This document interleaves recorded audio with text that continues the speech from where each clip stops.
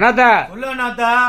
கடைக்கு போயிட்டு குப்பூசு மட்டும் வாங்கிட்டு வந்துட்டேன். என்ன இருக்கு? நம்மள்ட்ட கடலப்பருப்பு தான் இருக்கு. அந்த கடலப்பருப்பை வச்சு செனா தால் பண்ணி தரேன். குப்பூசுக்கு ஏத்த மாதிரி இருக்குமா? குப்பூசு தமீசு சாப்பாடுக்கு எல்லாத்துக்கும் இழுவையா இருக்கா மக்களே.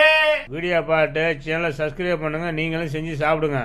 2 மணி நேரம் ஊற வச்ச பச்சை கடலை பருப்பை ஒரு குக்கர்ல போட்டு தேவையான உப்பு தண்ணி ஊற்றி நல்லா வேக வச்சு எடுத்துக்கோங்க. 4 விசில் நறுக்கி வச்ச 2 சின்ன வெங்காயம், பச்சை மிளகா, தக்காளி, இஞ்சி, மல்லித்தலை அம்புடுதான், வேறு ஒன்றுமே தேவை கிடையாது. பாத்திரத்தில் எண்ணெய் ஊற்றி எண்ணெய் காஞ்சதான் நறுக்கி வச்ச பச்சை மிளகா, நறுக்கி வச்ச பெரிய வெங்காயம், இஞ்சி, தக்காளி, தேவையான அளவு உப்பை போட்டு நல்லா வதக்க வேண்டியதான். வேறு எதுவுமே சேர்க்க தேவையில்ல. நல்லா தக்காளி வெங்காயம் நல்லா குழஞ்சி வந்ததுக்கப்புறம் 1/4 ஸ்பூன் மஞ்சள் மட்டும் போட்டுக்கோங்க. இந்த பக்கத்து நல்லா வெந்துக்கிட்டு இருக்க கடலப்பருப்பை போட்டு நல்லா மசிச்சு விடுங்க. நல்லா மசிச்சு தேவையான அளவு தண்ணி ஊற்றி நல்லா மசிச்சிங்கன்னா இந்த மாதிரி கெட்டி ஆயிடுவாங்க. மலைச்சாறு மாதிரி நல்லா வத்தணும். வத்தினதுக்கப்புறம் மலைச்சாறு மாதிரி மல்லித்தலையை போட்டு இறக்குனீங்கன்னா சூப்பர்.